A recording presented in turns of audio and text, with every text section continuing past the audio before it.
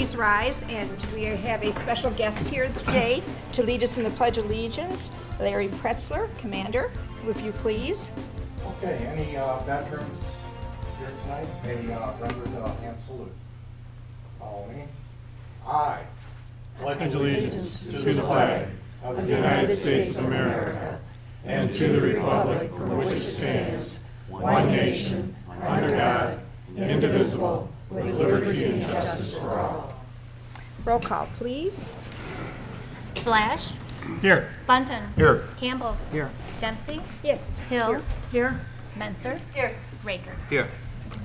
Okay, announcements, acknowledgments, communications, and reports. And tonight I have the privilege and honor of presenting 2 local treasure awards and also a proclamation for the Military Order of the Purple Heart. So we're going to start off with the presentation to the Military Order of the Purple Heart, and I will read this and come forth.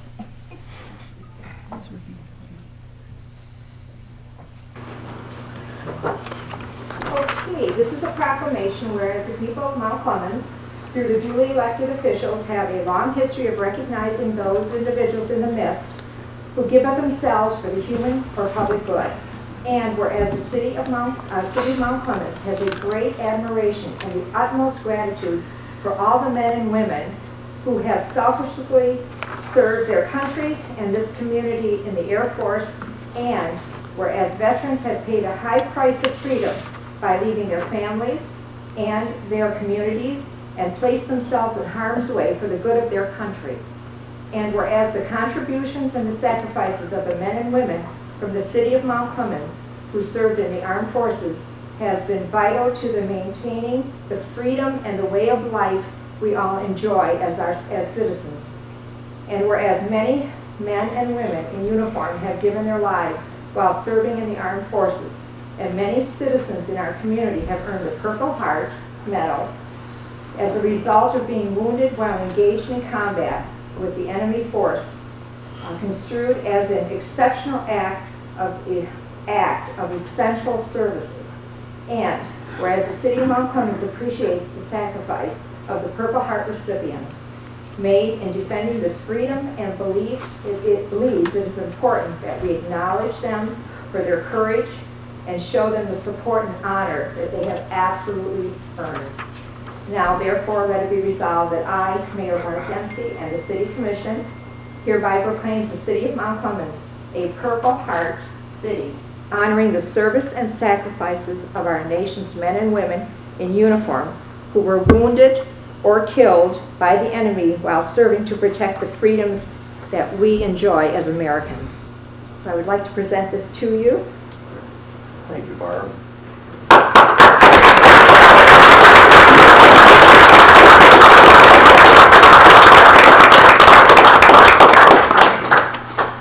I do have a plaque here for the city of Mount Clemens. The Military Order of the Purple Heart Special Recognition Award is bestowed with pride the city of Mount Clemens, Michigan, Mayor Barb Dempsey, for your dedication and support honoring America's combat wounded veterans, becoming the Purple Heart City.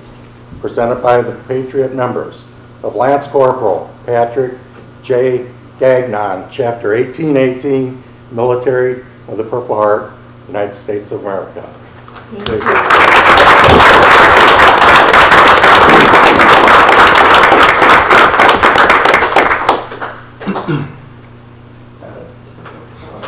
Yes. Also, I'd like to present you with the official flag of the Military of the Purple Heart. And I would like you to put this in a place of honor in the building here somewhere. Okay.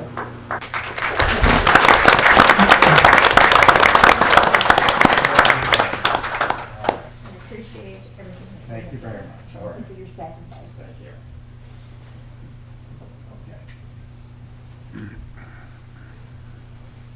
Okay, I think next on the agenda is the Local Treasures Awards. It gives me great honor, and I think tonight we'll start with one of my favorite people in the world, Mr. Mangan. If you would come up, please.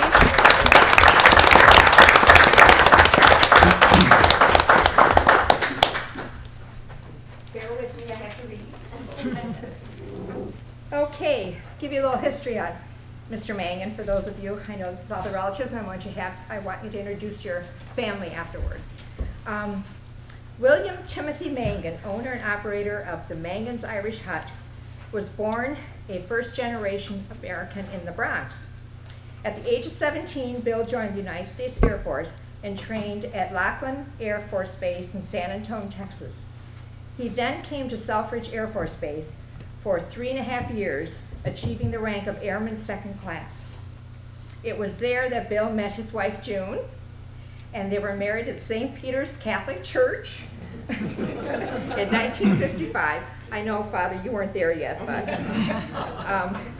the ring bearer at the ceremony was none other than our own Gary Blash.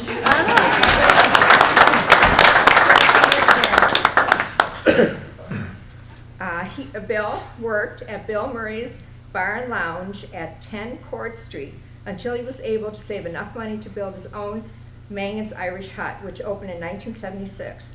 The hut will celebrate 40-year anniversary in 2016. This gracious Irish gentleman always treats his visitors with a bit of old world charm. Upon entering Mangan's, he welcomes all the women with a kiss on the cheek. June knows this, so she's okay. And all the men with a big handshake. The Irish way, everyone is welcomed. Bill is a life member of the AMVETS and also a member of the American Legion, Michigan Sheriff Association of Macomb County, Mount Clemens Civil Service Commission, the Old Crowd, the Juggalo Club, the Knights of Columbus, and at St. Peter's Catholic Church, he is a member of the Finance Committee and also a Eucharistic priest. Bill is quoted in saying, "Best move I ever made was to come to Mount Clemens." Couldn't agree more with you. Congratulations. And I do want to recognize Mrs. Haller, who submitted your application for the local treasurer. So. There's lots more in here, but I couldn't read it all. It was just too great. So this is the thanks, Bill. That's what happens when you get older, you get glasses. But here's your proclamation. Thank you. So, it's well deserving. Thank you. Appreciate it.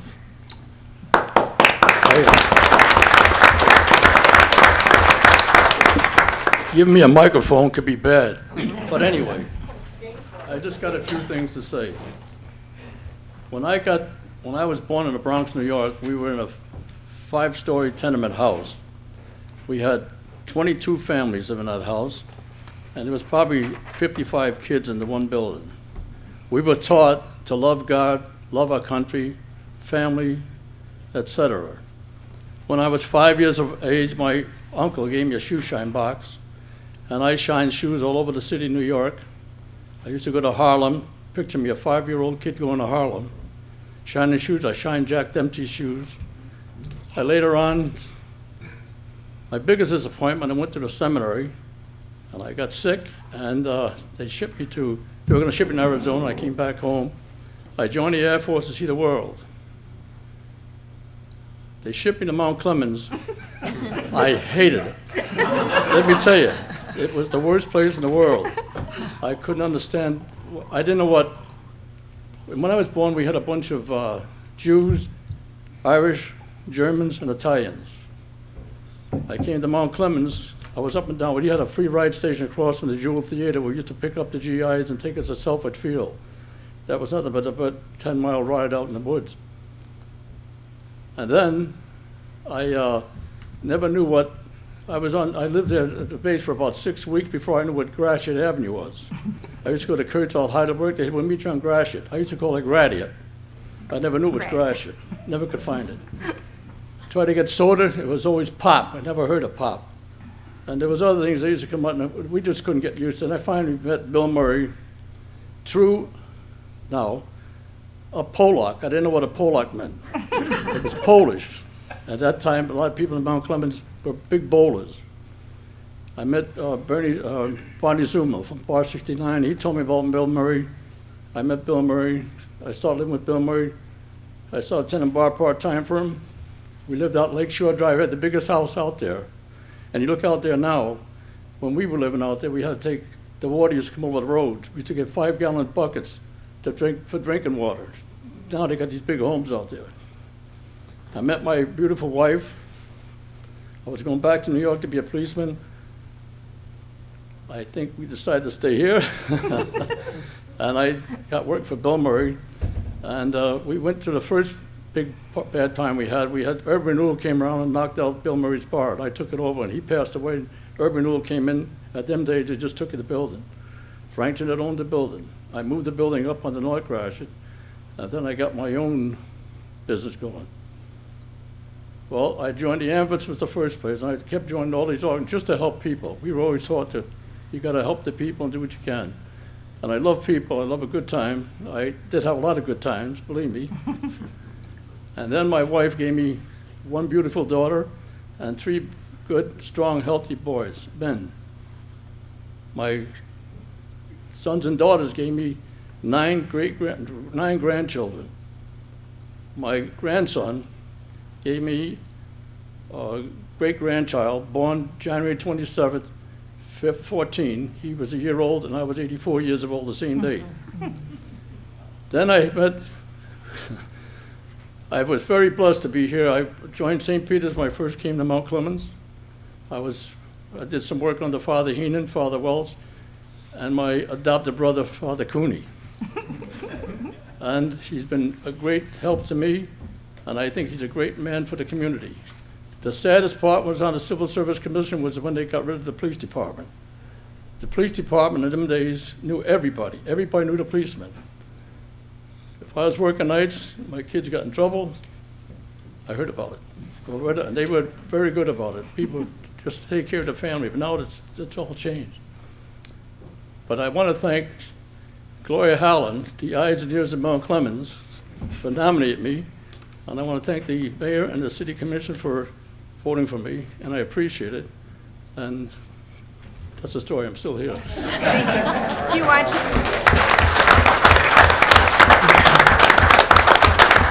Bill, would you like to introduce your lovely family? This is my beautiful wife, June, my son Bill, my daughter Kathy. This is my nephew, Gary Hope, my son John, my son Kip, and my Bringbear. And if the good Lord's willing, I did not know August that. 27th of this year, we're celebrating our 60th anniversary of St. Peter's. And Gotta give the ring bearer. give a hand for that. My brother, Father Cooney's going to do the service. And after Mass, we're going to have Irish Mist. All right. I'm inviting you all to the hut tonight for pizza. Okay. That'll be done. Thank you. Thank you.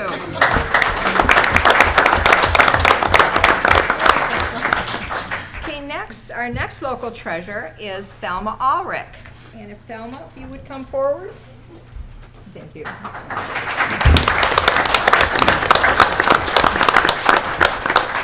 known Thelma for a long time. We sit on a lot of committees, and she's another well-deserving resident of this city who has given a lot over the years. So Thelma Ulrich was born in Mount Clemens at St. Joe Hospital. Grew up in Mount Clemens, graduated from Mount Clemens High, go Bathers, and is a wonderful example of his service to our community. Miss Ulrich graduated with a bachelor's degree at University of Michigan. That's okay, we won't hold that against you. And earned a master's degree at Wayne State University back when it was somewhat rare for women to earn a college degree.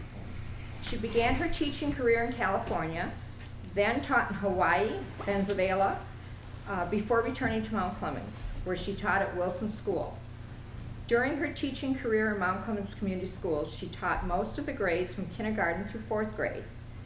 She then became principal at Wilson School and was a principal for 26 years, serving Wilson, Lincoln, and Clemens schools. It is safe to say she influenced hundreds of children and many teachers during those years. Thelma retired in 1988, but remains very active in the community.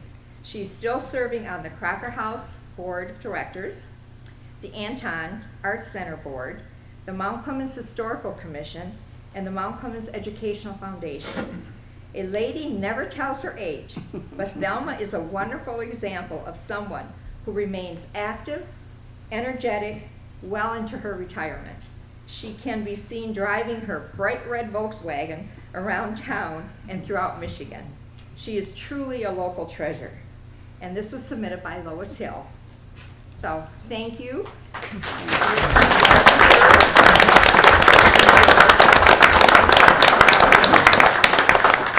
Give that to you. Thank you so much, Thelma.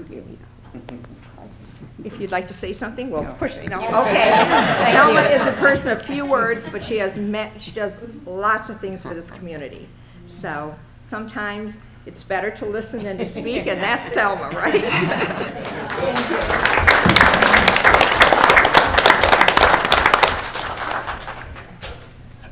And I'll give it back to you now. We had some quarterly reports that didn't get done at our last meeting, and we're a little bit further behind because of the weather cancellation from last week. So we were going to cover some of the reports.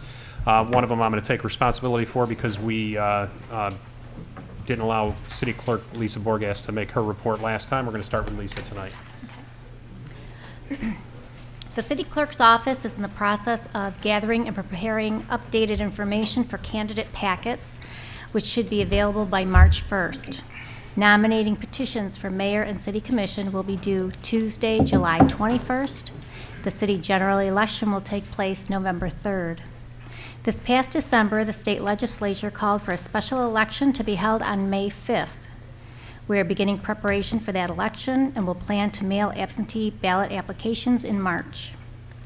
The deadline to register to vote and be eligible to vote in this election is Monday, April 6th. We continue to accept applications for appointments to boards, committees, and commissions. A boards and commissions application was included in the latest edition of the Clementine's newsletter that was delivered to residents the first week in January. If you would like an application sent to you, please contact the city clerk's office. Currently, there are vacancies on the following boards: Beautification Advisory Committee, Board of Zoning Appeals, alternate, Brownfield Redevelopment Authority, Cable TV Commission, Harbor Commission, Historical Commission, Historic District Commission, Planning Commission, and Traffic Safety Committee. That's fine. Thank you. Any questions for Lisa? I'll move on with the last two reports that we had. We did not have the information at the time of the meeting when we were providing the reports. I'll start with the fire department. We have a memo from the fire department discussing the work that they did from October 1st through December 31st. The Mount Clemens Fire Department made 657 calls for emergency assistance. As an add-on to that, that works out to about 2,600 calls for service per year, about 220 per month on average. Of these calls, 402 responses were for medical emergencies, 99 calls were for miscellaneous emergencies, and 39 calls were for citizen assists. We've also responded to 54 reports of possible structure fires, 36 in the city and 18 in Harrison Township. There were numerous responses to Harrison Township on other mutual aid requests, such as auto extrications and things of that nature. There were also 31 code enforcement fire inspections performed during that period of time by the fire department. Also from the Sheriff's Department, we had information that was provided to us on a monthly basis that I kind of called together into a summary report for the quarter. There's, for December 2014 and for November and October, the average number of non-assault property crimes was 160, assaultive crimes 63, service calls 901, traffic calls 522. Compare that to an annual basis, the average is actually, for the most part, down across those areas. There's 169 on average for the year 2014 for property crimes. Assaultive crimes 62 on average, service calls 931, traffic calls 589, and for a total of 21,012 separate incidents tracked by the Sheriff Department. Those Annual rates were down by nearly 4% for the non-property crimes and nearly 8% on the assaultive crimes. And that's pretty much all I had for those two different departments. If anybody has any questions about those reports or would require or ask for other information, please let me know. I'd be happy to provide it at a future meeting. Commissioner Menser? I just wanted to remind people, if you have a fire hydrant in front of your home or on the street near you, please clear it within a 3-foot radius around it to make it easier for the fire department if there's an incident in your street. The time you save them from digging out may be the time that you need to for them to save your life. So please clean out around your fire hydrants. Anyone else? Okay, adoption of the agenda. I move to adopt the agenda as presented. Support. Roll call, please. Bunton. Yes. Campbell. Yes. Dempsey. Yes. Hill. Yes. Menser. Yes. Raker. Yes. Blash. Yes. Okay, public participation. This is the time you may address this body. All we ask is that you give us your name, your residential address, and you adhere to our 3-minute rule. So whoever would like to speak, come to the mic.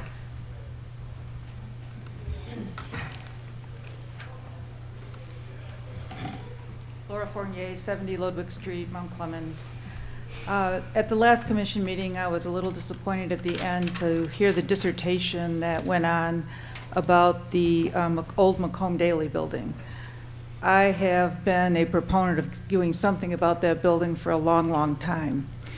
But to borrow a phrase from someone I admire very much, Governor Snyder, not that I always agree with him, but he has a saying of not looking in the rearview mirror, that once something is done with, you've got to accept and go on. And I wish this commission would accept and go on and look for alternate ways to do something about the Macomb Daily building. And to borrow another adage from Governor Snyder, I would like some more positive, relentless action to get the sidewalks cleared. Thank you. Thank you.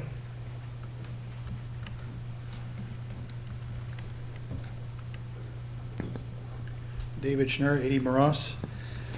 A couple things that I wanted to bring up tonight, and kind of on the heels of this, this recognition of these fine people in our community, and on the heels of what this lady just said with this Macomb Daily building. I wasn't going to talk about that, but I was captured by the irony that we're honoring these people, but when that building was proposed, not in our backyard, push them off into some corner of the city. We refused to let them, utilize that building that she's talking about. Not that that's the best use for it, but yet seems like a little dichotomy there, and that's my puzzlement, and it certainly is why I'm here tonight. I was at a workshop meeting, I think that was more than a month now, where the topic of our identity as a city came up. And once, same thing, I was blown away, from several of the commissioners of this delusional portrayal of our city as some friendly, non-toxic environment, whereas those of us that have encountered these administrative issues and stuff like that know that it's highly litigious, unfriendly, toxic, and we would like to change that, but when it's opposed at every turn, nothing ever happens. That building will sit there till somebody finally gets the influence to have it torn down. Enough of that. My last issue here is about this I'm like a dog with a bone here with this selective enforcement thing, and I'm going to bring up this example of Miss Hill's property that I brought some pictures to. Please pass these around if you could. I don't know if you can just pass it away. I am disturbed that I'm going through a situation with our community development department over a tarp on my house. And I'm being prosecuted as this continues to go on and on and on. And if you see in those pictures, once again, the coincidence of it is remarkable that I have an ally here that does not come forward, that the same behavior goes on, not repressed by our administration whatsoever, sanctioned, if you will. But yet, this one person that seems to have gotten this characterization as a malcontent can't sneeze without getting a violation notice. It's likely you'll come to my grave and get a violation notice. It's getting ridiculous, So what I need to know, I'm going to ask the city manager, with your direction, to officially, finally, because as yet I have not gotten an answer, as to how this has gone on for 25 years. That property has sat there, sanctioned, openly rewarded that, yep, we're not going to touch that. When I contact Laurel Emerson about, it isn't now just even Ms. Hill's property. I've brought several properties in the community to her attention, and she always has an excuse. So I've brought this to your attention. Thank you. Thank you. I want an answer, please. Okay, thank you.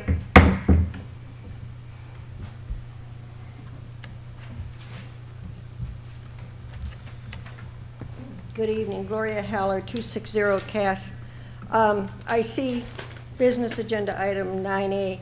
I encourage you to follow up on that because it does bother me since the city attorney has said that the nepotism 30.118 in the charter does not include the spouse. You're kind of guilty of a self-contradiction here because charter language then is inconsistent with conventional language because in conventional lexicon, a spouse is part of the nepotism constellation, so you need to get those two tightened up. But on a lighter note, Mr. Campbell here is our third star for tonight. I think most of the commissioners know from what I sent them, but I had a good year this year. I nominated Mr. Mankin, and he hit, and I nominated Mr. Campbell for the Daughters of American Revolution History Government Teacher of the Year for Macomb County, and he won. And he's on his way now to the state, and I don't know if they told you, but you're one of 3 finalists at the state level. And once he blows on past there, he'll go to nationals, and don't forget, wherever he goes, he'll carry Mount Clemens' name with him. So, let's give a hand.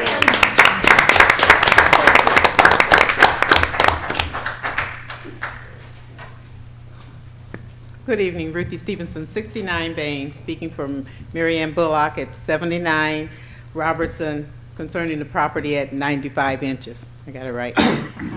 Again, I remember the last couple meetings, it was taken off the agenda, and I'd just like to know the status of where we are with that, how we're going to do that, and how we're going to make this a win-win for everybody and get her out of her landlocked status. So at that point, you know, please keep her in touch and in the loop concerning this matter. I appreciate it so very much. Thank you. Thank you.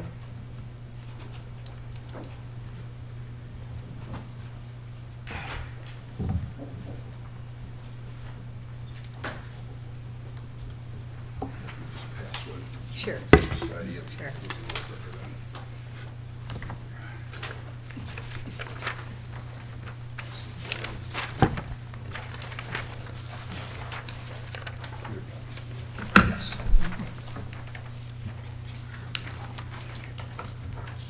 Good evening. My name is Bill Ringler. I live at 1040 Roslyn Street, Mount Clemens.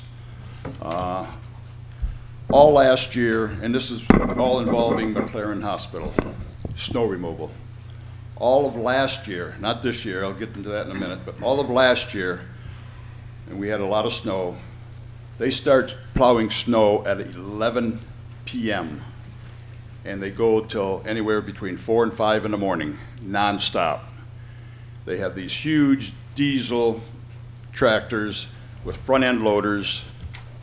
They in themselves are very noisy. They pick up the snow, they go and they bang them on the cement, and all that sound just reverberates between the hospital and my fence, which I back up to there. I've had a lot of meetings last year with not only the contractor themselves, but because they're not going to do nothing because they're being told by the hospital. But the hospital, I would call over there, they would take my name, well, he's not in. Nobody would ever get back with me. They don't want to talk to you. That was last year. So this year, and here again, we didn't have a city manager for a long time, and then the whole neighborhood was coming down in force, and then you were having a meeting to hire Mr. Brown there, and we said, well, we're not going to mess anything up. We don't want to give him a bad taste. So anyways, I talked to Mr. Brown back in October to get this thing started again. November 20th was our first snowfall. Precision Landscaping came in there and they started plowing at 2:15 in the morning. The city manager called me that afternoon at 5:30 to inform me that he had a meeting with the hospital, and the end result was basically that they weren't going to do anything. Am I right, Steve? At that time. And the manager informed me not to do anything foolish. Well, I wouldn't do that, but on December the 18th, I called Senator Brandenburg's office, and I talked to his chief of staff. Told him the situation, that we have a noise ordinance here. They are hiding behind the fact that they are a trauma center and that they are exempt from our noise ordinance. And I said, well, I don't have any problems with the trauma center, which is their emergency room on Harrington, but has nothing to do with any of the parking lots around the building. Nothing to do with it. And anyways, they're hanging their hat on that. And their people researched it in Lansing. They had never heard of that type of situation before where they would be exempt. And so they informed me to tell the city manager to send the hospital a notice that we are now going to enforce it, and that if there's any, until they can show us proof of that law is on the books. From December the 18th to January the 8th. Bill, can you wrap it up? Because you're 3 minutes. Almost. Okay. It was 21 days since manager and still no word. I went to the city manager's office. He informed me that he has not spoken to the hospital at this time. This was on January 29th. Now, it's been 7.5 weeks ago, and I still, just for an example, you've got it on there, the times on Super Bowl Sunday at 4 o'clock in the morning. They were off on Monday, Tuesday at 3:45, the next night, 4:45. How do you expect people to get any sleep and any peace and quiet? Then, on top of that, the construction of the Wabi Center next door, they have equipment. They start at 7 in the morning, and they've got a front-end loader. It goes beep, beep, beep. It's like an alarm clock all night long. But that I can understand. You've been in contact with Mr. Brown Yes. since that, and you two are working together, I hope? Well, I was in to see him the other day, and we missed each other, but nothing's been done. All right. And, I was here way before last Super Bowl weekend, and, we had 3 nights that we couldn't sleep. So. And you can see by all the people there, there's 16 names on there of the homes affected. Okay. 4 were out of town. Everybody is in agreement. I understand there's a meeting tomorrow, so Well, he'll get in contact, okay? Okay. All right, thank you.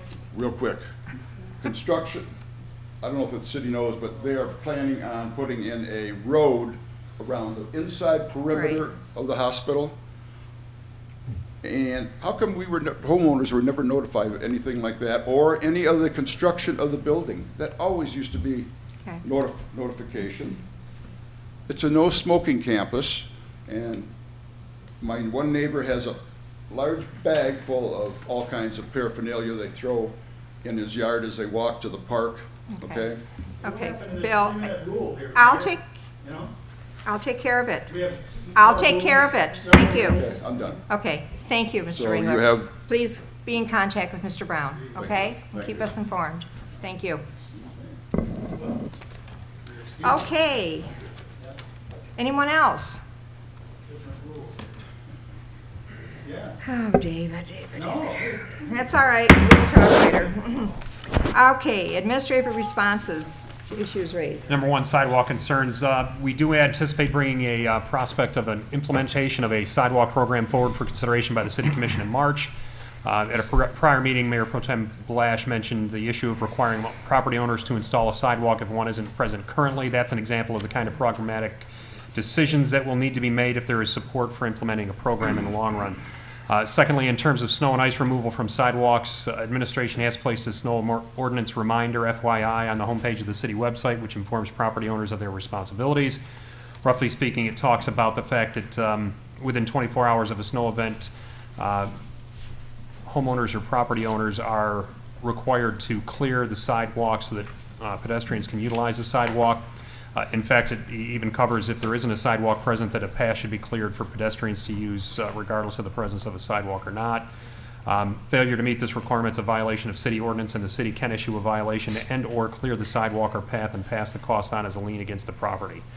It goes on to say further that anyone with a complaint about a sidewalk in Mount Clemens that hasn't been cleared consistent with that 24-hour requirement can contact Community Development at 586-469-6818, extension 2.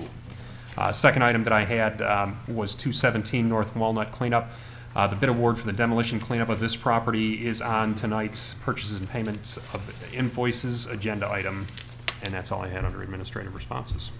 Any questions or comments? Commissioner Blash?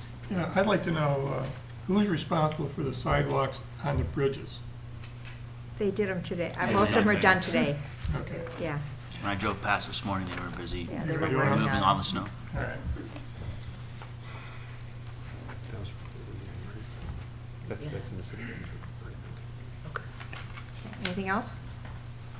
Okay. Approval of the minutes of previous meetings. So moved.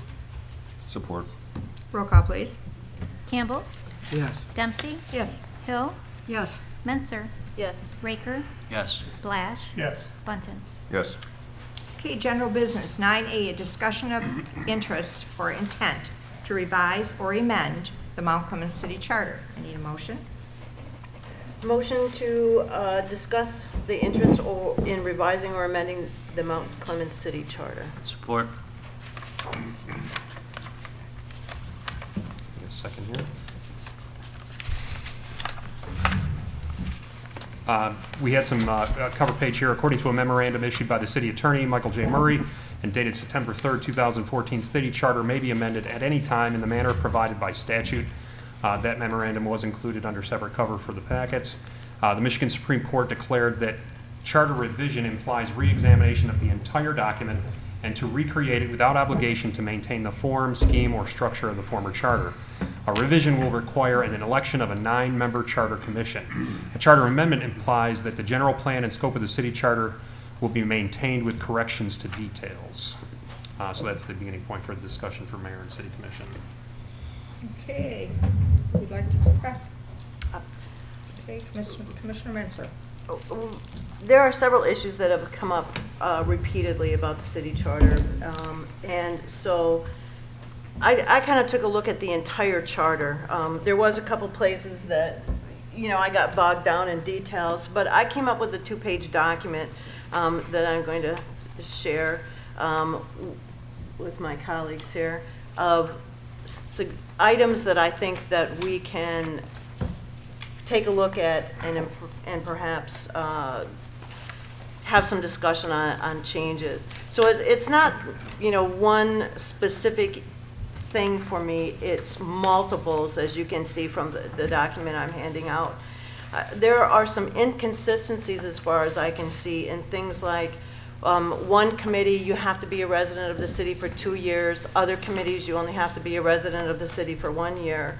There are some old things in here that I don't think have any bearing on the city anymore. There's a section under powers, rights, and liabilities that talks about airports and aircraft and the regulation of the airports and our airspace. There's another part that calls for, regular city elections to be held the first Monday in April and it's specifically dated 1955. I understand that there are current state laws that make some of this obsolete. One of the places says that the city manager must live in the city. State law trumped that a long time ago. But I think that since most of this was written in you got enough? Since most of this was written in 1954, I think it's time to to take a look at this. One that I kind of laughed about is under organization of government. This section 46 item B states that the mayor is a conservator of the peace and during emergencies declared by the commission may exercise the power conferred upon sheriffs to suppress riot and disorder. I'm sorry, Barb. I don't see it. Get out there suppressing riots. I might. Hasn't grown up yet. I think that you know, it would behoove us to sit down and take a look at this and have further discussion. I was not looking for a vote tonight on do we want to do a revision or do we want to just do, you know, pick an amendment and do an amendment. I'm looking for discussion. And I realize that probably not everybody has gone through the charter, but, you know, obviously like I did. And so what I was hoping for is, you know, some talk. Commissioner Martin. Yeah, I guess the first thing I'd like to interject is the fact that we cannot do anything to the charter. We are prohibited from actually changing the charter ourselves as this body. The body that changes the charter would have to come from an election. We are right now involved with a redevelopment ready certification process, which is going to take a lot of time and perhaps some money. We're in a strategic planning process, which is going to take an awful lot of time. We have a budget for 2015 and 16 that has to be developed. We have a millage proposal that has passed, or a charter amendment has passed, and millage we have to agree upon how much we're going to levy in regards to the property in the city of Mount Clemens. I think that our plate is totally full right now with the things that have to be done for the city to survive. This is something that does not have to be done for the city to survive in the near future. It's a distant thing, and don't get me wrong, I think it can be and should be looked at another time. But everything that we're talking about here with this revision or amendment is a costly item. It's money we don't have to spend right now, whereas we are trying to ask our people to pay more taxes on their property, and we're going to spend money that we don't have to spend on some other thing that can be pushed down the road. Don't get me wrong, I think, again, it can be looked at a future date, but right now, this is not the time. This is not the time. A revision would take possibly 4 elections.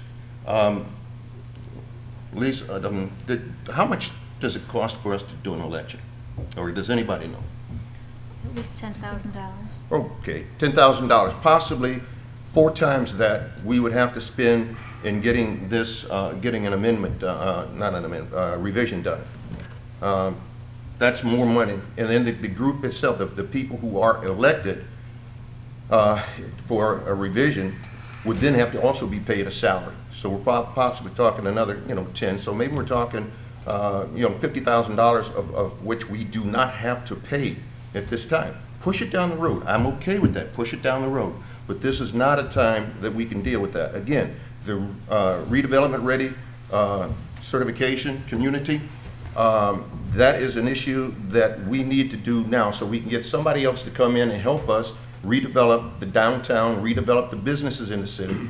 The strategic planning session is one we're trying to work out time now so we can set up a strategic plan for our future in the city. And the millage proposal and the budget, these are all things that have to be done now. This does not have to be done now. So if we could push this down the road, I would appreciate it greatly. Commissioner Raker. If I can address a couple of your comments, Commissioner Button. The millage proposal is a non-issue. I mean, really, the administration is going to suggest a rate to fit within our budget, and we'll vote it up or down. The elections will hold other elections that are required anyway, and correct me, clerk, if I'm wrong, those that we have to have, we could actually put this on the ballot when we're there. So those costs are not, they're costs that are there already. We would just be utilizing what's already in place to move this process forward. And you are right, it would take substantial time and potentially multiple elections, which is more of a reason to not wait. Commissioner Hill. I have a question. It says in here that it has to be approved by a 3/5 majority of the city commission. What is the exact number that constitutes a 3/5? 5. 5, okay. Just wanted to clarify that. That was my guess also, but I just wanted to make sure. And then when you were talking, Roger, I must have spaced out there for a second, but did you mention redoing the master plan too. No, he did. No, I didn't, actually, so that's another element Yeah, that we need that's, to that's deal with. another expense and effort that we are going to be working on also. Yes. I admit that our charter is not perfect. There are things that I would like changed also, but I guess I agree with Roger that this is not the time to be doing it. And I guess, oops, I'm sorry, go ahead. Commissioner Campbell. I'm confused. A charter revision requires a vote. A charter amendment, does that require a vote of the people? Sure, we They just both did do. one. All We of them just do. did one. Okay, I wasn't sure if both. Yeah, all of them do. Okay. The difference is the revision that you're talking about. If you do a revision, first this commission would have to vote that they want to place on the ballot the question of should the charter be revised. That's question number one. If the electorate said yes, then you must elect a charter revision committee, which is 9 citizens. That committee would then, and normally, I guess it takes about 18 months, that committee would then devise a revised charter. They would draft a revised charter. That would then be sent to the Attorney General's office and the governor, and they would then give it a yay or nay or send it back with suggestions. That would then be placed ultimately on the ballot, that revised charter. A charter amendment is where you are putting specific questions on, a limited number, because each one has to be voted on separately. By way of example, you could say, should the charter be amended to change the nepotism or ordinances provision as follows? That's one question. It gets voted on as one question. You know, if you got 10 of them, then there's 10 separate ballot questions to be answered. I would indicate just one other minor thing, and that is that, not minor, but that you should know. State law provides what home rule cities have to have in their charter. There are mandatory charter provisions. It also then has a section of permitted charter provisions. And finally, it has a section of prohibited charter provisions. So if you revise the charter in its entirety, you would end up probably with about 80% of what's in the charter right now would still be there. It's not like you're writing a whole new document because state law says you have to have certain things.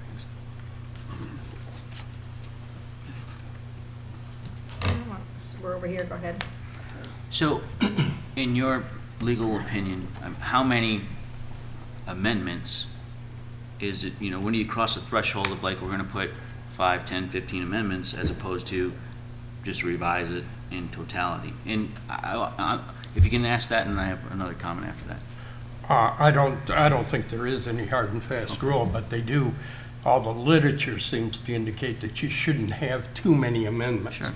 'Cause You know, then you're too many questions, you know, I mean, I would imagine, like, if you had more than 5 or 6, you should probably be talking about revising as opposed to amending.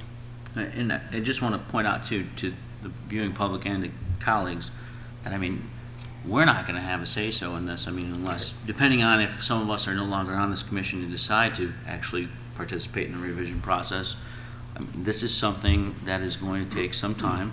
I think we can synchronize it so it's insignificant cost to the city, but we're at least taking hold of a concern that many citizens have, that some of us here on the commission have, and I think what Commissioner Menser is asking you to do, and I'm in agreement, is, and maybe we can share some emails too. I mean, some of the things that I think would be nice to include on there We have challenges filling our boards and committees and commissions, but we're not allowed as city elected officials to sit on those.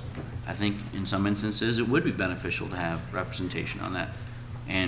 But by charter, we're prohibited of doing that. But you can change the charter, and you can, yes, you can, Roger. Yes, you can. Since you have addressed me, I'll answer that. Please, go ahead then. That is not something that we created as a charter amendment. That's what the state has said. So that cannot be changed. And I would defer to Mr. Murray on that to indicate whether or not, if you're saying that, am I incorrect in stating that we couldn't make a provision in our charter where it would be appropriate or okay for us to be appointed? There are some state statutes that prohibit. Some? Yeah. But not all. No, but one of the things that what Mr. Commissioner Bunton is pointing out is simply that everything you don't like in the charter, a number of those things are there because state law says they have to be there. But they don't override every aspect. So I'm sure the state is not saying that, you know, Commissioner Bunton can't serve on the beautification committee. I mean, you know, maybe I'm just using that as an example. I think there are ways where you can do this. I mean, and all I'm asking for is take this document home that Commissioner Menser has provided and give it some thought instead of just saying, no, our plate is full. Give it some thought, please. Okay, let me go back and address one of their previous questions. There are time limits when these elections have to take place. If the committee is selected at one particular point, then within 60 days, they have to, let me see, if approved, a 9-member charter commission shall be elected within 60 days, okay? If that doesn't fall into one of those categories where we have an election already planned at that time, then that is a separate election. And then, as to your other thing, the state sets up the guidelines for the election and approval of these. Still, not only do we not participate as a city commission, none of us would be able to participate on that as a sitting city commissioner. Which I pointed out earlier. But, well, I'll just leave it at that. We cannot participate. There is set periods of time that have to be adhered to in the election and the selection and the modification or revision of the city charter. So it's part of the state. And I think state trumps city desires. Menser? Some interesting points here. The RRC process is being handled by Brian Tingley. I don't see that that's going to take a lot of commission time. The strategic planning, yeah, it might take some time, but we are being assisted in that with SEMCOG. The budget is a process that we go through every year. I don't see those as things that will prohibit us continuing this conversation. As far as a salary for the 9-member charter commission, I'm not clear that we have to pay them a salary, so I think the costs aren't quite what, you know, have been outlined here. I think that this is something that, you know, we're not going to do it overnight. I think it takes a lot of, you know, discussion. Is this something that, you know, we want to look at? We're looking at language from 1954, and that language, I believe, causes confusion for some of the issues that we see repeatedly here. And when we keep seeing the same issue and hearing the same issue over and over again, I think that detracts from the city being able to deal with the business at hand and clouds, you know, some of the issues. So again, you know, as I said, I'm not looking for an up or down vote that we're going to revise or amend, but I'm looking for some continued conversation. And if we don't want to, you know, make a decision, if you guys want to go back and look at your charter and maybe look at the document that I prepared, you know, we can come back and talk about this again in a month or 2 months. It doesn't have to be today, but I think that a process or an agreement to continue conversation kind of needs to be reached. Commissioner Raker had his hands up first.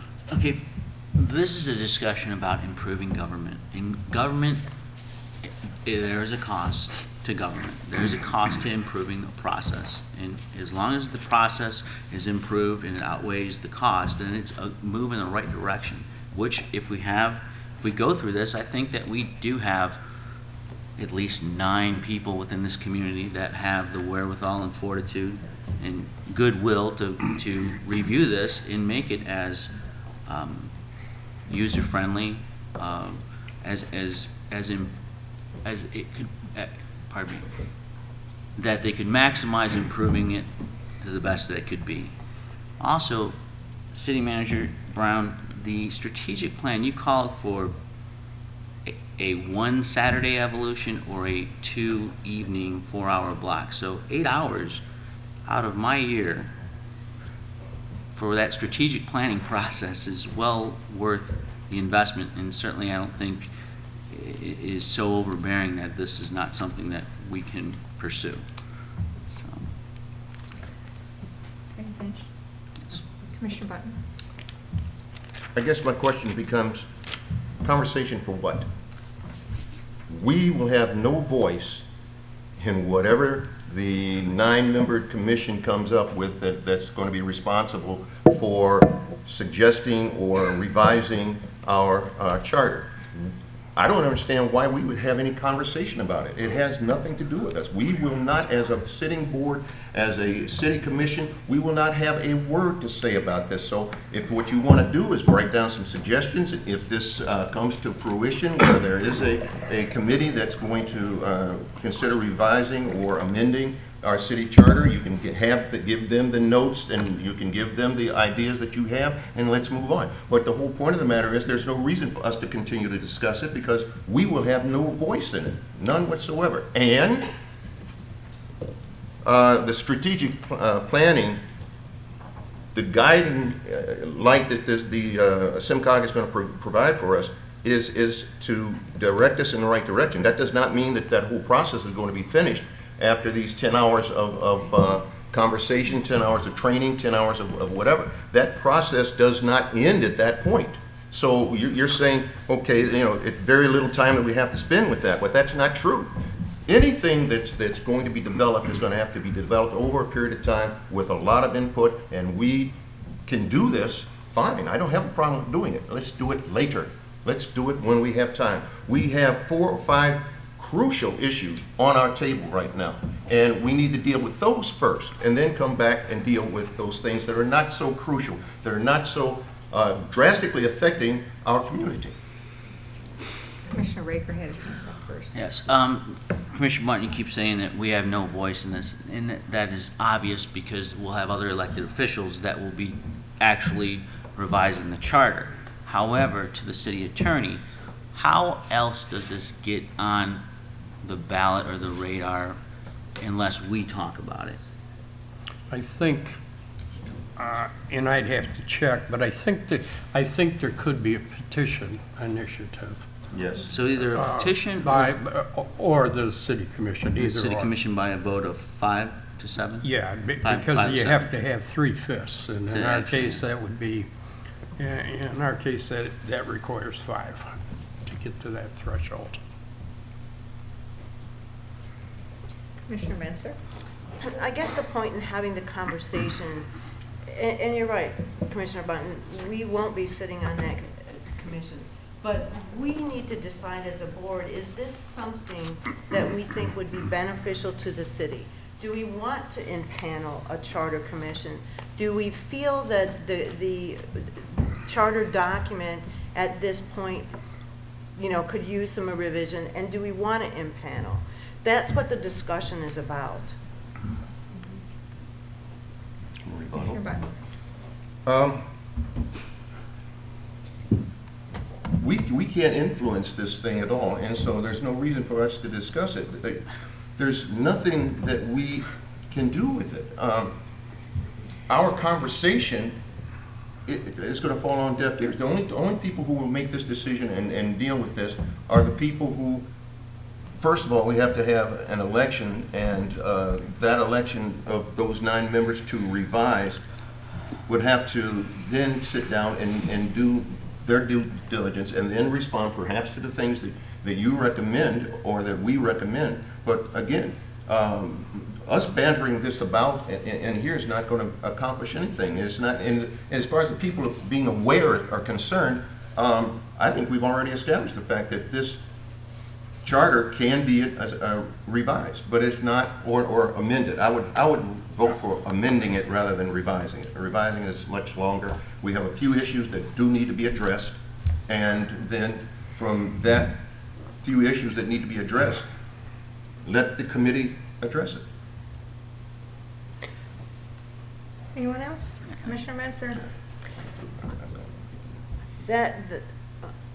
We would need to give, I think, the charter commission that votes or, you know, that runs election, I think some guideline or thought of, well, let me rephrase, Yeah. okay? Let me rephrase. Take it back. Yes. What we need to discuss is, do we even want to consider it? Do we want to consider impaneling a charter? Do we want to consider just doing an amendment? So that's the discussion that we need to have. If the majority of the commission, you know, less than 5, feels that there is nothing here to, you know, amend, or I'm sorry, nothing here to revise that requires a complete revision of the charter, then that's one issue. If there's only a couple things, as you stated, that you agree that could be amended, then that's another issue. So the conversation between the commissioners is, where do we want to lead? Where do we want to go with this? Do we only want to amend a couple things and the rest of it is just boilerplate and it doesn't matter? Or do we want to take a look at the whole and have a conversation about impaneling? Commissioner Raker? Commissioner Button, you did admit that you feel that there are a few things that should or could be amended. So in that spirit, I'm asking that you review this, take a look at what commissioners provided, give it some consideration, and at a later date, if you feel that those few things are the only things that need to be amendment, I'll meet you halfway and say, you know what, this is something that we should put on the ballot then to amend. But you know, the discussion we're having here is whether or not 5 of us are going to support it at some point in time. And just to say no right now, I think is a little premature, with the fact that you have openly suggested that there are some amendments that need to be made, and I appreciate that. But once everyone's comments are complete, I will be prepared to make a motion to close the discussion unless you have comments. Well, one comment is I really thought that our discussion was going to be about amending 1 or 2 parts of the charter. When Commissioner Menser handed out these 2 pages of things, that sounds like a total revision. And that, to me, that's a totally different thing. And anyway, then I have a question in addition to that. Are we taking a vote tonight, or are we just discussing? Okay. No vote, but we should come pretty soon to terms of this discussion, since it's been carried on for 15 minutes. We can carry on for an hour and 15 If minutes. you'd like to go, Sure, right? we could, but I'm not looking to do that. Apparently, I will point out a couple to people have been carrying it on. because this is what we do. We carry on the business of the public in public, for the public. No lecture, just what were you going to say? I was going to point out to my esteemed colleague that the item says right out, revision, interest to revise or amend. So both were included in there, so this should not be a surprise. If there aren't any other comments, go ahead. This wasn't meant to be a be-all, end-all. There were these are just, I like to do my homework. I read the charter. I found things that I thought were questionable. You don't have to agree with any of these. You might want to agree with all of them. we might want to just simply go through and change the language where it says he. Because look at this council, there are 3 women on it. This document does not address any possibility that there would ever be a woman mayor or a possibility that there would be a woman council person. So this is just because I like to go through and pick out everything. As I said earlier, I was not looking for a vote tonight. I'm looking for continued discussion. And as I said earlier, there are a couple of sections in here that I didn't go through completely. Here's an interesting one, purchasing. You know that our finance director can't purchase anything over $1,500 without council's approval. In this day and age, there's not a lot, for a city this size that's going to be under $1,500. I think that that's prohibitive to smooth operation of of financial direction. But that's, again, something that we can talk about. But there were some things like, the public utilities that I didn't go through, and I didn't go through the things on courts. Those are very exact, and those weren't things that I felt that, I could give a good discourse on. But these are things, as I read through, that did not make sense to me, that I knew that the state laws had changed, and I just felt that these are things that should be updated. One of the things is, it's nonsensical. It covers compensation. It says the mayor receives $500, council receives $300. Well, obviously, that's not true. So it's language that I think needs to be updated, and it's I think that specific one has been addressed because there is a committee that deals with the compensation of the mayor and the commissioner. Yes, there is, but it's still written that way. Yeah, but what occurs as a practical matter is that I would guess that East Point, St. Clair Shores, Roseville, et cetera, that their charters are probably about of the same era.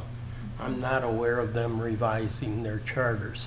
What happens is the things that state law changes, you follow the state law, you ignore what's in the charter, and things that are obsolete, such as pronouns, you ignore them. And so that's the way that most communities, unless they, have the will to revise it, that's how they operate. They don't go through a full revision of it. You mentioned the courts. The whole courts section has no relevance. It's about a municipal court. We haven't had a municipal court in 50 years. We have a district court. That whole section no longer has any bearing. But you ignore it. I mean, that's how you operate on a day-to-day basis. And that's the way, most communities do, unless they're going to go through the process. Just one more comment, and I'm through, I promise. Sorry. If our citizens feel so strongly that this needs to be redone, revised, they can put a petition together. And they can bring that petition forward, and that would force this issue into either an amendment or a revision. If they're so interested in this being changed, if it's just us being interested in being changed, I think we need to put it down and get the more important issues taken care of. So, I'm through. I'd just like to say one thing. Well, I think Ron Oh, had I'm his hands sorry. up, so Okay. I don't want to feel like ignoring him. This is a question. Is it unusual that our charter is 60 years old and hasn't been amended? Is that commonplace? No, like I mentioned, I'm not aware of Roseville, East Detroit, or St. Clair Shores So revising. it's not unusual that... The last big place that revised was Detroit. Did a revision two years ago, I believe it was. But they changed their whole form of government. They went to a ward system, and a totally new document. Commissioner Hill. I just wanted to say that Denise is not the only person on this city commission who has read the charter. I have read the charter, and I read it all the suspect time. others have also, so. For the record. Wasn't fine that Yes. nobody else had read it. Okay, is there any other discussion on this? On that note, I will move that we close discussion on this item to be continued at a later date determined by at least 2 members of the commission. Second. Any other or further discussion? Roll call. Hill. Yes. Menser. Yes. Raker. Yes. Blash. Yes. Bunton. Yes. Campbell. Yes. Dempsey. Yes. Okay. 9B, request approval to enter into an agreement with the Clinton River Canoe and Kayak Rental for use of the Marina Bathhouse and Shady Side Park. I need a motion. Move to approve the amendment for the use of the Marina Bathhouse and Shadyside Park for canoe and kayak rental between the City of Mount Clemens and Clinton River Canoe and Kayak Rentals, and to authorize the mayor and the city clerk to execute the same. Have a second? Support. On January 27, 2015, the Harbor Commission made a recommendation to the city enter into a concession agreement with Clinton River Canoe and Kayak Rental for the 2015 season. The enclosed agreement would run from April 1st, 2015 through October 31st, 2015. This agreement is identical to the 2014 agreement. In lieu of rental paid to the city, the contractor will be responsible for any maintenance and cleaning of restrooms. This agreement can be terminated by either party with 30 days written notice. Questions, comments? Commissioner Raker? I'll defer to Commissioner Blash. No, I'm just going to ask, were there any issues with this company last year that we would be concerned about? I'm not aware of any performance issues or any other concerns that were brought up during the course of the last agreement. So I think that we were satisfied with the relationship that we had with them. Thank you. Commissioner Raker? Is the operator here? I think he is. Would it be appropriate to ask him some questions? Yes, sure. Good evening, Mayor, Council. How are you doing this morning? How this evening? A few things. Yeah. One, how many rentals and days of operation did you have last year? And what was your total cost incurred in maintaining the facility? We maybe, you're going by memory, 10 from Bud Park to the YMCA dock. We no longer are in contract with the Clinton Township Park up at Bud, and that section of the river is now completely blocked. So we're not paddling that 3-hour section, we only have the 1-hour section left. It's 45 minutes to an hour of paddling. And it's not, a lot of people aren't really that into it, I guess. But, you know, we want to have a presence in the town, and I think what we are is we're just ahead of the game on it. Until we can get a paddling course completely through the river, which we should be down into the Clinton Road area by the end of this spring. It's hard to utilize that section. It's tough. We've put people in here and done hourly rentals also, and that would probably be maybe about another 10. And at that point, it costs us more to drive over here and put a boat in for $15 and hang around for an hour and pull it back out. But it's a convenience for customers at that point, which we've noticed at the state parks and the Oakland County parks that, you know, it's a residual business. It's being out there in the public eye and being by the river and trying to get something going. What about your expenses incurred for maintaining? Because I remember I stopped and you were cutting down the tree. Papers and stuff are maybe $100 to $150 for tissues and hand wipe, you know, papers, and then we put soap bottles in there too. It's no more than $200 for the paper products. What about?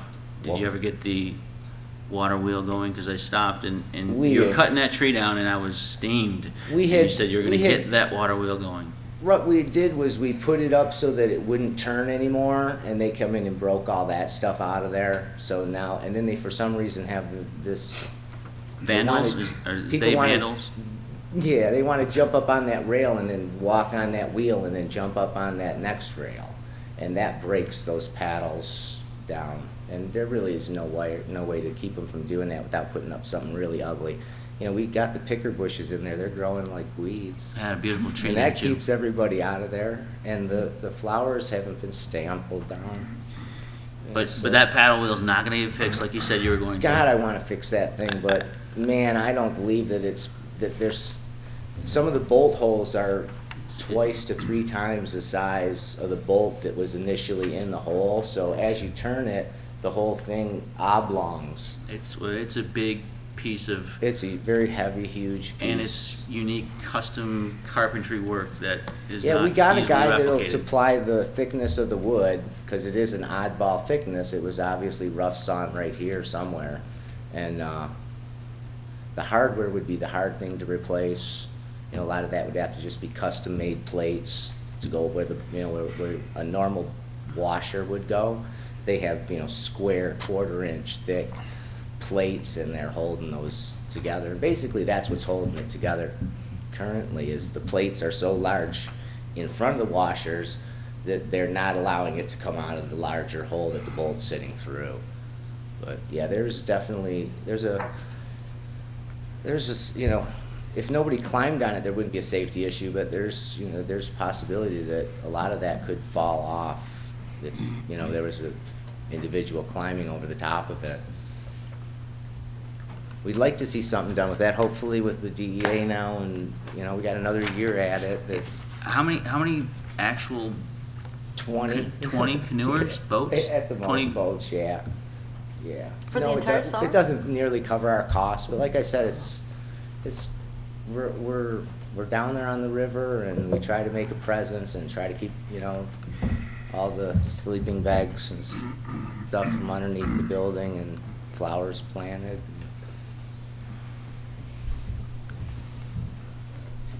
Any other questions? Thank you. Thank you. Roll call? Menser, Yes. Raker, No. Blash, Yes. Bunton, Yes. Campbell, Yes. Dempsey, Yes. Hill. Yes. 9C, request approval to hold the Ash to Go event on Wednesday, February 18th, 2015. I need a motion.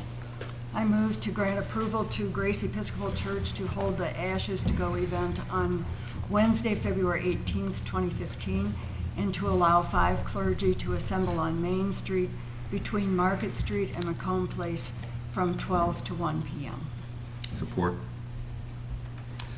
The idea of this proposal is to allow this group to offer ashes to the public for Ash Wednesday. No road closures or city services are being requested. If approved, all public sidewalks would have to remain passable at all times, and a certificate of liability insurance naming the city as an additional insured has been submitted. Questions?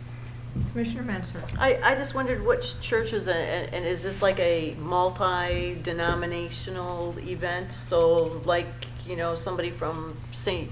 Peter's will be next to somebody from the First United Methodist, which will be next to somebody from Morning Star. So, do we know? Without checking the details, that is accurate, right? 5 churches will be involved. The idea is for them to cooperate and offer this service to people that otherwise might be too busy to get to church on that day. I think it's a very interesting idea and timely for how busy people are nowadays. It's just, I think it's kind of intriguing. Anyone else? Roll call, please. Raker, Yes. Blash, Yes. Bunton, Yes. Campbell, Yes. Dempsey, Yes. Hill, Yes. Menser. Yes. 9D, approve purchase and payments of invoices. Need a motion? Move to approve the purchases and invoices as presented. Support. Any questions or comments? Commissioner Raker? To the city manager, I see the finance director's not here. Yes, She's right behind you. She's Oh, behind you. I'm sorry, you snuck in. When I turned around before, you weren't there. All right. There is a substantial delta between all of these contracts collectively, and it does call for a budget amendment. I'm wondering if you can, I mean, obviously, which will come at a later date, can you speculate as to where this $18,000 will end up coming from?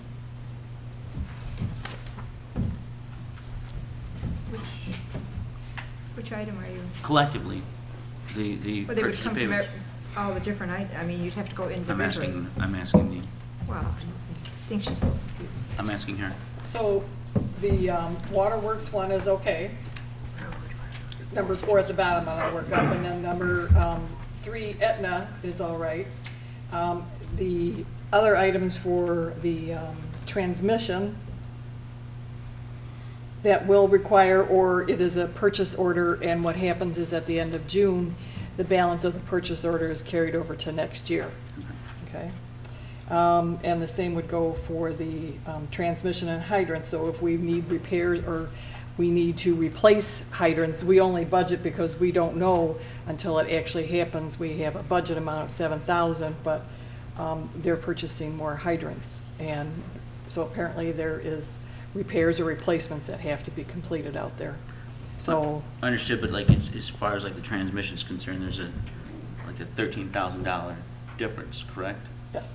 And so we amend the budget once a year. Right. So when we get down to June, I will amend the budget.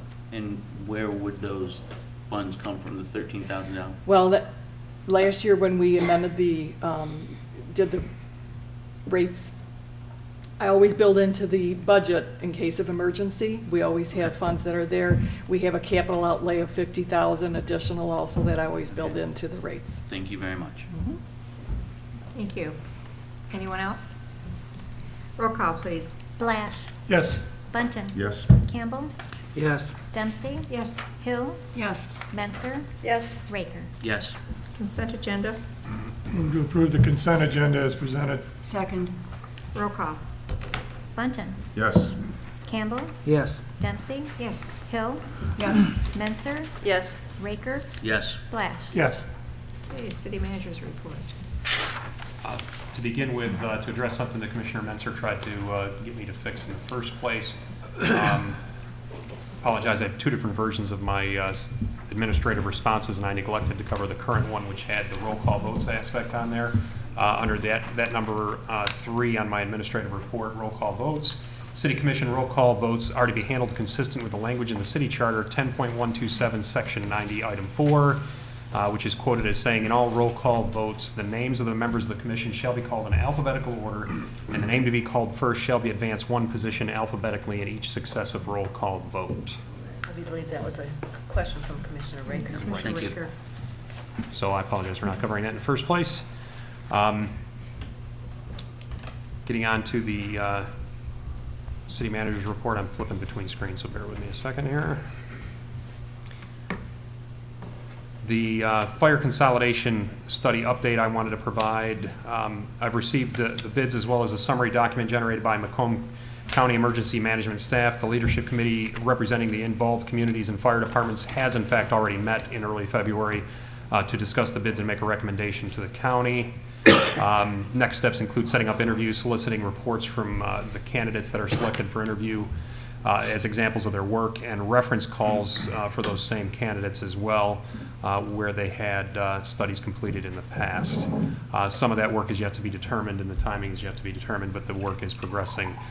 We anticipate that the actual time frame is going to be slightly behind the original expectation because of the fact that we're adding some additional layers of work in here, such as getting a hold of prior studies that were done by the candidates. It's going to take time to read. Those are usually pretty involved documents and pretty thick documents, so it's going to take some additional time. But we're going to probably be within about a month of the original time frame. Secondly, Memorial Park baseball, softball fields update. The city's contractor or partner that previously handled the scheduling and use of Memorial Park baseball/softball fields issued a letter to us in mid-December stating that they were no longer interested in coordinating the scheduling and use of the fields, as they prefer to concentrate their efforts on staffing the Mount Clemens Ice Arena, which they also manage. Since that time, the city has held various meetings, received contact lists, and worked out the initial plans for handling that responsibility. Initial communications have gone out to the individuals represented on that contact list regarding the shift in responsibility. For informational purposes, anyone interested in potentially utilizing our fields should contact the DPS via one of the following numbers. Actually, no, I'm going to cut it down to one number. Slight change in plan since this was drafted. It's 586-469-6818, extension 512. So that's for anybody who might be interested in utilizing the softball fields, baseball fields for their purposes, for a league purpose, for a team's purposes. Contact us at extension 512. Third point that I had is a little bit anticlimactic for the commission members here today, but for informational purposes, I'll still cover it for the folks at home here. Sheriff Substation update. Sergeant Darren Bondi, formerly of our Mount Clemens substation, has moved on to new opportunities within the Sheriff's Department.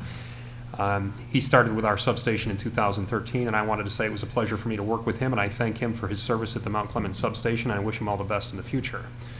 We do have a new sergeant that's in charge, Sergeant Tim McFadden, who was here this evening for commissioners to have a chance to meet and talk with for a few minutes before our meeting. Sergeant McFadden comes to us with years of experience and a great reputation, and I look forward to working to build a strong relationship with Sergeant McFadden and continue the outstanding relationship the city's enjoyed with the Macomb County Sheriff's Department in the years we've been working with them. And that's all that I had on my city manager report for this evening. Commissioner Raker. You mentioned in your report the leadership committee representing the communities involved for the fire consolidation study. I'm sorry, did you mention, can you remind us who our representation is? There's principally, there's been a little bit more than that, but principally on the leadership committee, it's myself from the quote-unquote administrative side, and then Captain Shipman from the fire department from the operational side. Okay, and then for the Memorial Baseball Park, was that contract separate from the operation of the ice rink? Yes. Yes. Thank you. You're Any other questions? Okay, Commissioner comments. Commissioner Blash. Okay. Just three things. First, I'd like to thank the DPW or DPS. You and your guys, your crew, did a great job cleaning up the snow. They did a good job. As always. I'd like to congratulate Commissioner Campbell on his award. And thirdly, I'd like to thank Mr. Bill Mangan for opening up the Mangan's Irish Hut here in Mount Clemens, because 39 years ago this March is where I met my wife. Commissioner Button. Awesome. Okay. In the past, we had this dialogue about the Macomb Daily building. So several decades ago, George Adams bought the Macomb Daily building and did not maintain it or improve it. It has been left to deteriorate for years. I thoroughly agree that the building should be developed and soon. I, among others, would love to see that eyesore repaired or replaced. However, not at the expense of tax-paying citizens of Mount Clemens. A payment in lieu of taxes should not be given for a for-profit business. If the property is developed properly, it will make millions of dollars in profit per year and still only pay the minimal payment in lieu of taxes while pocketing the money that they should be paying in taxes. The Veterans Administration has a number of vacant buildings in the city that can be converted into veteran housing. The old Huntington Bank building would make a fine location. The old beauty school on northbound Gratiot would be a fine, another fine location. The two beautiful, very sound schools are available in our community, would also make a very great location with minimal renovation for veteran housing. The old Macomb building, Daily building, is not a great location for veteran housing anyway. It has an elevator, and that elevator goes out of service, then it would require vets to walk upstairs to get to their housing floors. Not a great solution. Maybe they'll put an escalator in, I don't know. Perhaps Mr. Adams can contact Mr. Illich or the owner of Quicken Loans to get sufficient financing or partnership to develop that property. Please, don't do it on the backs of the citizens of Mount Clemens. We will be asking our community to pay more in property taxes just to keep the city from receivership. The state will be asking to add 1% sales tax on purchases.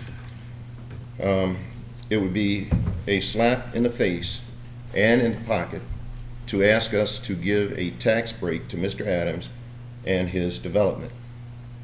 I'm not opposed to the old Macomb Daily building being renovated or replaced. I just don't want to entertain the notion of a pilot being offered to them.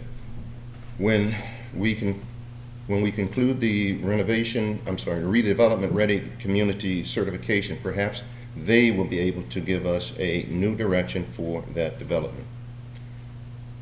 And calmly, I hope I shared my feelings on that issue. Now, congratulations to Commissioner Ron Campbell for being the winner of the Alexander Macomb chapter of the Daughters of the American Revolution Outstanding Teacher of American History Teacher of the Year Award. I also believe he's one of the 3 finalists for the state, so congratulations. Teachers don't get honored often enough. That's true. Anyway, Mr. Emerson, our local Macomb County African American historian, will be speaking tomorrow, February 10th, at the Mount Clemens Library at noon on the subject of why African Americans came to Macomb County and when. I encourage all that can make it to attend and to learn more about our local Black American history. And I will be there, but I'll probably be late. I have another appointment that can't be redone. Speaking of African American history, I'm going to just quickly give you a little brief about Lewis Howard Latimer. You know, I got a long thing to read here, and it's getting late, so I'm not going to do the whole thing. His first patent came in on February 10th, 1874, and it was for a water closet for the railroad cars. That's a toilet for anybody that doesn't remember what that means. He was also instrumental in the patent for the telephone. He was a draftsman and a teacher of deaf children. Hired him to draw the plans for a patent that this guy had. This guy was Alexander Graham Bell. And he worked late all night and came up with the drawings, and they submitted their application for the patent February 14th, 1876. Just hours before another application was submitted by Elijah Gray for the same similar device. So he sneaked it in, and it was only because Lewis Latimer was able to get those drawings done for him and get it in. He also had another thing that he did. He invented not the electric light bulb itself, but a device that enclosed the filaments within a cardboard envelope, which prevented the carbon from breaking or burning out fast. So what this did is it enabled electric light to be installed within homes and throughout the streets. So he did a lot of things that you don't hear much about, but he was instrumental in both the telephone, the light, the electric lights, and also the toilet for the trains. Later, Commissioner Wisdom. A good plan executed today is far better than a perfect plan executed next week. That's George Patton. And with that, we'll say good night. Commissioner Menser. Well, I'm going to leave the Macomb Daily thing alone because Commissioner Button and I disagree. We disagree on the cost of it. We disagree on whether or not it would, bring more taxes to the residents. So I'm just going to leave that one alone today. But I have a couple things. If you have a computer or a camera that you want to recycle, St. Mary's School is hosting a small electronic recycling event that's open to the public in March, on March 7th. It's open from 9 to noon at their Union Street and South Gratiot place, or from 9 to 3 at Grand in South. And they'll take anything from, monitors and printers and ink cartridges and keyboards and audio and video equipment. They're suggesting a donation of $5 per family in support of the school. So if you've got, an old TV in the basement that's, not a flat screen, you might want to take it to the St. Mary's. In addition, the County Health Department is giving away free radon testing kits. All you got to do is be a resident of the county. So if you have a basement, you can get a free radon kit by calling the Mount Clemens Health location right up here on Elizabeth and Groesbeck, and you can call them at the Mount Clemens location at 586-469-5236, and they're pretty much open 8:30 to 5. I've skipped for the last couple of months where I've been in my community, where I've spent my money, and I want to tell you about a new place that I've been.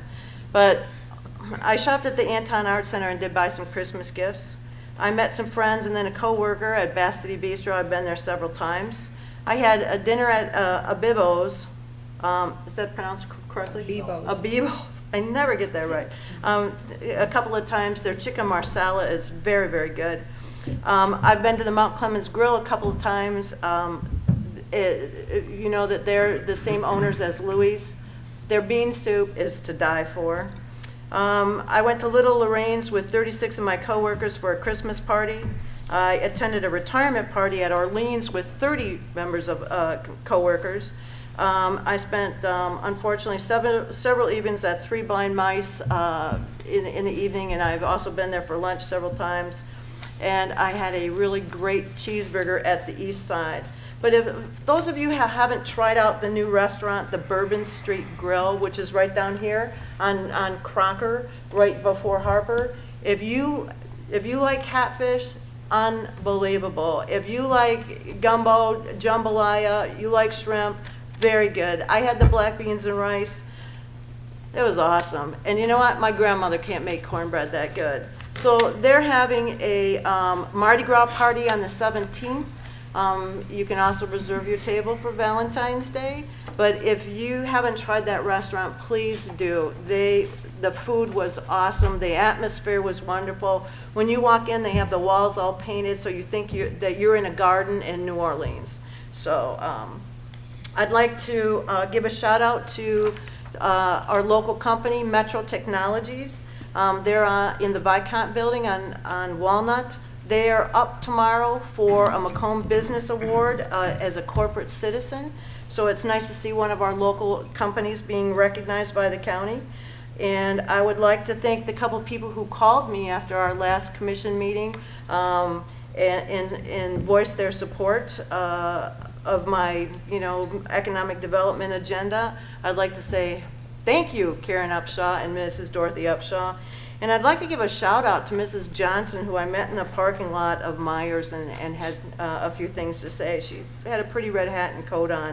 And she explained to me that she watched the commission meetings every session. And I thanked her for that. It's good to know that people are watching.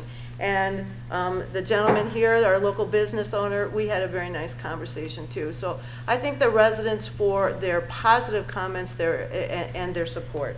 Thank you. Commissioner Raker? Yes, I have several points I'd like to make too.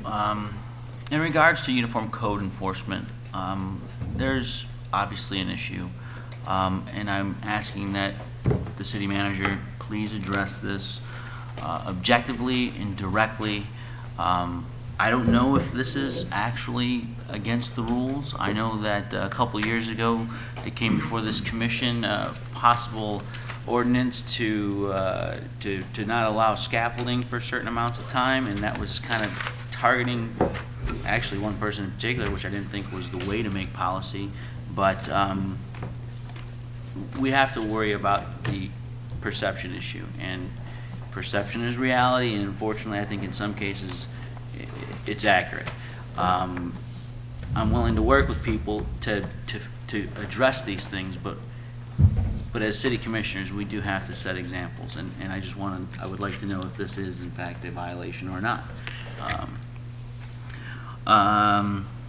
In regards to the Purple Heart recognition we received, I thought that was fantastic. I had some questions, so I did a little Googling, and I reached out to the former National Purple Heart Governmental Agencies Commander, Mr. Jim Berg. He was out in Redding, California. I sent a mystery text to this number, and he called me back immediately. And I wanted to ask him, I said, you know, what does this do, and what are we as a community, are we incurring some type of undertaking or whatnot?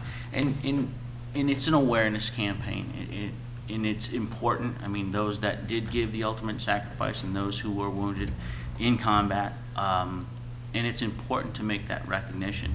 And when it does come to 67 casts, I kind of shared my perspective on that I thought maybe this was kind of being done as like a little bit of damage control. And it was just speculation as far as in regards to veterans, because some things were said about veterans that weren't very pleasing and very, very nice at the microphone. And I certainly didn't take too kind to them. And what Mr. Berg had explained to me was, Joe, this may be the start that your commission gets it. Maybe they're getting it. And so, and on Mrs. Fournier's point about looking forward, and I'm in total agreement with that, with any solution, that building's been sitting there for 20 years empty. And so maybe if another attempt to do something on behalf of veterans did come to 67 casts, maybe in the same spirit that you considered the Purple Heart proclamation, you'd also consider something at 67 casts. In regards, on that point, 67 casts, Commissioner, we have a certain responsibility to say things that, you know, with a certain amount of accuracy. When you referenced Illich and Gilbert as investors and they should go and seek them out, they are the biggest investors in the city of Detroit. They're also offered incentives to do those investments, and that's why you have to offer incentives to get that type of development in downtown. And if you remember, the administration did recommend an endorsement on that idea. And it was approved the first time and turned down the second time. Okay. Let me see here, one more second. I want to end on a positive note. I'd like to congratulate both of our local treasurers, Ron Campbell, and also I thought it was very unique and fitting how Mr. Mangan referred to the Gloria Haller as the eyes and ears of Mount Clemens. I thought it was very appropriate. Those are my comments. Commissioner Hill. Well, first of all, I'd like to say that I'm getting a little tired of Mr. Schnurr coming here and talking about comparing our situations, because other than the fact that we both own old houses that need lots of work, our situations are very different. And I'm not going to sit here and go tit for tat through the whole list of things, but I would like to say that one of the big differences is that my house is paid for and my taxes are paid. And I'm going to leave it at that for right now. On to a more pleasant subject, the ice carving show that was held the last weekend of January was a really nice event. I went on Saturday and was very pleased to see all the people that were downtown. The carvings were great and the stores seemed to be very busy. I was also pleased to see that there are some new businesses in the downtown area. So it's very encouraging, and I think it was a nice event. I'm not sure what happened the next day when it started snowing, but anyway, I really enjoyed it. The next day was the day that all the snow started, and that's the reason why our meeting was canceled last Monday, is because of all the snow. Since that snow, I've heard many complaints about snow removal, both on the sidewalks and the streets. There wasn't a snow emergency declared this time, mainly because of concern about people that don't have driveways, making it difficult for them to get their cars off the street. I think people should get their cars off the street whether there's a snow emergency declared or not. And I understand that not everyone has a driveway, but I think most people can find a place to move their cars if they try. However, I am willing to acknowledge that it is a real problem for some people, so perhaps there should be some exceptions. But I know of many people who have driveways and still park their cars in the street. And there are many people, including me, who are pretty steamed about not having our streets cleared properly because of those people. I may be a grouch on the subject, but I think the emergency snow ordinance should be declared and it should be enforced whenever there is significant snowfall. I understand that the sheriff's department is too busy to go around issuing tickets in this regard. And so I'm asking if it would be possible to have the person who issues parking tickets issue tickets for the snow ordinance. Because I really don't think that some people are going to take the emergency snow ordinance seriously until there are some tickets issued.